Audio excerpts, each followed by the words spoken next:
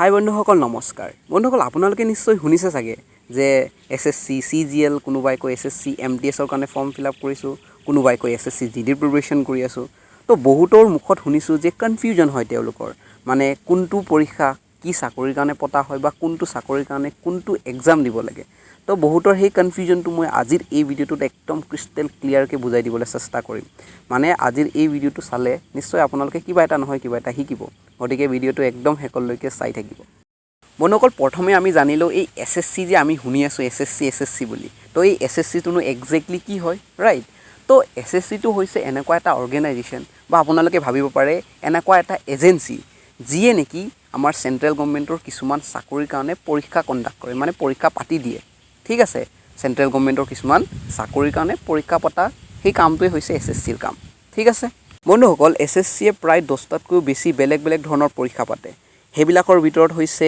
SSC CGL 2 number SSC CHL SSC MTS SSC constable GD হয়তো শুনিছে আপোনালোকে SSC selection post বুলিও এটা পৰীক্ষা পাতে তাৰ পিছত হৈছে SSC JHT junior Hindi translator বুলি কোৱা হয় তাৰ পিছত SSC stenographer group C and group D তাৰ পিছত SSC CAF CAPF বুলি কোৱা হয় central arm police force SSC JE আৰু লাষ্টৰটো হৈছে SSC ৰ ডিপাৰ্টমেন্টেল এক্সাম বন্ধুসকল এতিয়া চাই লও কোনটো পৰীক্ষাৰ কাৰণে আমাৰ কিমান পঢ়াওনা হ'ব লাগিব আৰু কি পোষ্টৰ কাৰণে পৰীক্ষাটো পতা হয় ৰাইট তো এক নম্বৰ CGL SSC CGL অৰ্থাৎ কম্বাইন্ড গ্ৰেজুৱেট লেভেল বুলি কোৱা হয় ঠিক আছে ফুলকে তো ইয়াৰ কাৰণে আপোনাৰ কোৱালিফিকেশন যেহেতু নামটোৱে কৈছে কম্বাইন্ড গ্ৰেজুৱেচন লেভেল তো ইয়াৰ কাৰণে আপোনাৰ গ্ৰেজুৱেচন হ'ব লাগিব মানে BA পাস BCom পাস বা কিবা ইঞ্জিনিয়াৰিং ডিগ্ৰী মুঠতে ডিগ্ৰী কমপ্লিট কৰিব লাগিব আৰু ইয়াৰ কাৰণে কি পোষ্টৰ কাৰণে এই পৰীক্ষাটো পতা হয় তো পোষ্ট কেটা হৈছে এসিস্ট্যান্ট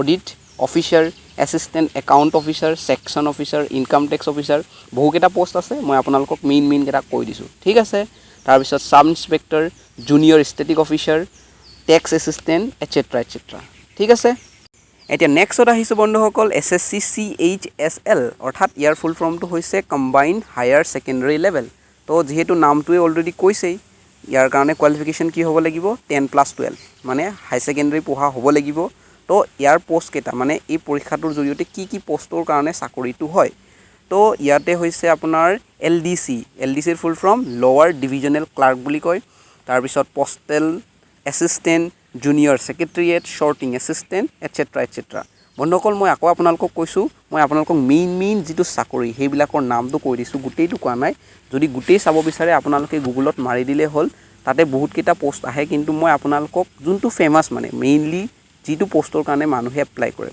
হেবিলাকৰ নামটো আপোনালোকক কৈ দিছো 3 নম্বৰত আহিছো আমাৰ MTS পৰীক্ষালে অৰ্থাৎ SSC MTS হেতুটো বহুতে শুনিছে চাগে ৰাইট তো MTS ফুল ফৰ্মটো হৈছে মাল্টিটাস্কিং ষ্টাফ বুলি কয় SSC মাল্টিটাস্কিং ষ্টাফ তো ইয়াৰ কাৰণে আপোনাৰ কোৱালিফিকেশন লাগে ক্লাছ 10 পাস তো 10 লেভেলৰ চাকৰি বুলি আপোনালোকে এটো ভাবিব নালাগে যে বহুত লো লেভেল হলেও দৰমহাটো কিন্তু ভাল হয় কিয়নো সেন্ট্ৰেল গভৰ্নমেন্টৰ চাকৰি হয় ঠিক আছে মই হেতু আপোনালোকক কৈ দিছো তো ইয়াৰ কাৰণে কি পোষ্ট আহে ইয়াতে পোষ্ট দিয়া হয় পিয়ন অপাৰেটৰ তাৰ পিছত গেট কিপাৰ থাকে ওয়াচম্যান থাকে জুনিয়ৰ অপাৰেটৰ থাকে আৰু গাৰ্ডেনাৰ হেবিলাক পোষ্টৰ কাৰণে এই পৰীক্ষাটো পতা হয় বন্ধুসকল এতিয়া আহিছো SSC ৰ কনষ্টেবল GD পৰীক্ষাটোলে তো এই পৰীক্ষাটো ক্লাছ 10 লেভেলৰ পৰীক্ষা হয় তো এই পৰীক্ষাৰ জৰিয়তে আমাৰ যিবিলাক প্যাৰামিলিটাৰী ফোৰ্স হয়তো আপোনালোকে শুনিছে প্যাৰামিলিটাৰী বা CAPF বুলিও কয় সেন্ট্ৰেল আৰ্ম পুলিচ ফোৰ্স যিবিলাক আমাৰ সেন্ট্ৰেল গভৰ্নমেন্টৰ আন্ডাৰত প্যাৰামিলিটাৰী ফোৰ্স আহে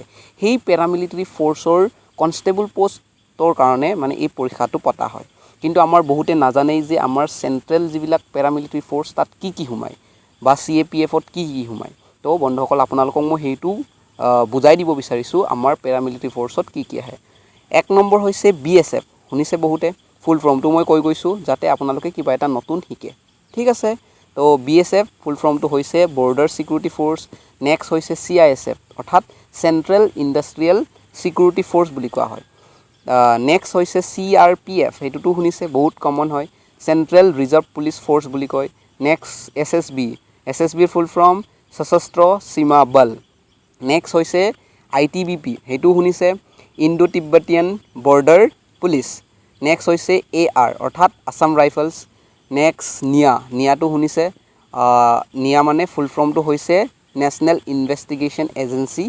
নেক্সট হৈছে SSF মানে ছেক্ৰেটেৰিয়েট ছিকিউৰিটি ফ'ৰ্চ। তো এই পোষ্টকেইটাৰ কাৰণেই SSCৰ GD পৰীক্ষাটো পতা হয়। বুজি পালে? নিশ্চয়। অ'কে বন্ধুসকল, নেক্সট পৰীক্ষাটো হৈছে SSC ছিলেকশ্যন পোষ্ট।